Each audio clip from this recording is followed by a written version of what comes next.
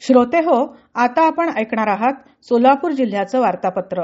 या वार्तापत्रात सोलापूर शहर आणि जिल्ह्यात प्रजासत्ताक दिन उत्साहात साजरा, प्रधानमंत्री किसान सन्मान निधी योजनेअंतर्गत अपात्र लाभार्थी पडताळणीची प्रक्रिया सुरू आणि पालकमंत्री जयकुमार गोरे यांनी घेतला जिल्ह्यातील कामांचा आढावा.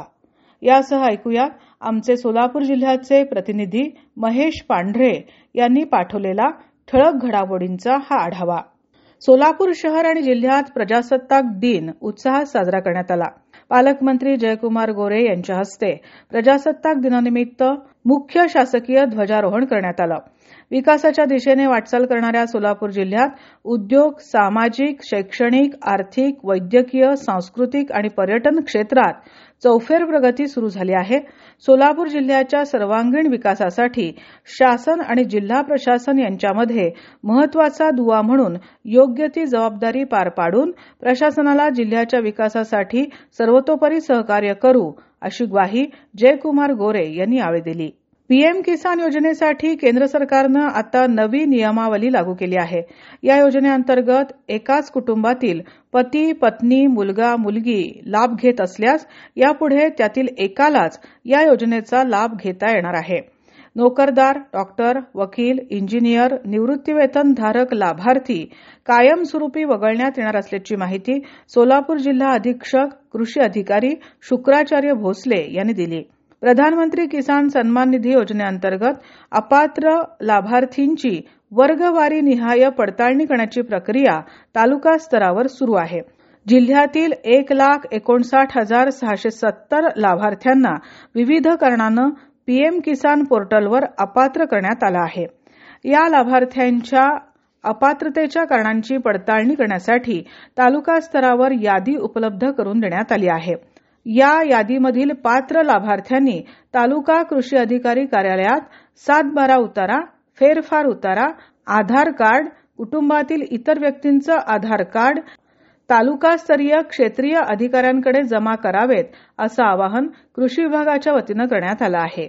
सोलापूर शहराला पाणी पुरवठा करणाऱ्या वाढीव पाणी पुरवठा योजनेचं आता 90% जास्त काम पूर्ण झालं आहे. पाणी पंपिंग करण्यासाठी लागणारी वीज ही सौर ऊर्जेच्या माध्यमातून पूर्ण करण्यासाठी आपण शासन स्तरावर विशेष प्रयत्न करू.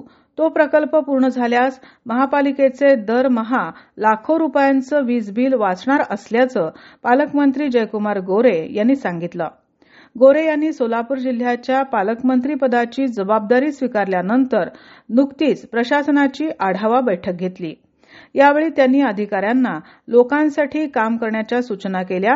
तसंच जिल्ह्यातील सर्वच शासकीय कार्यालयात सीसीटीव्ही बसवा, अशा सूचना केल्या. सोलापूर शहरातील सर्वच चौक आणि बाजारपेठांमध्ये सध्या ऑटो रिक्षांची वर्दळ वाढली आहे.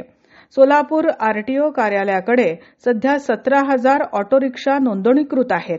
त्यापैकी जवळपास 13,000 रिक्षा सोलापूर शहरातील विविध रस्त्यांवर धावतात. मोठ्या शहरांच्या तुलनेत सोलापुरात रिक्षांचं प्रमाण अधिक असल्याचं दिसून आलं आहे. या पार्श्वभूमीवर नव्या ऑटो रिक्षांना नव्यानं परवाने देणं बंद करण्यासंदर्भातील प्रस्ताव सोलापूर आरटीओ कार्यालयानं परिवहन आयुक्तालयाकडे नुकताच पाठवला आहे.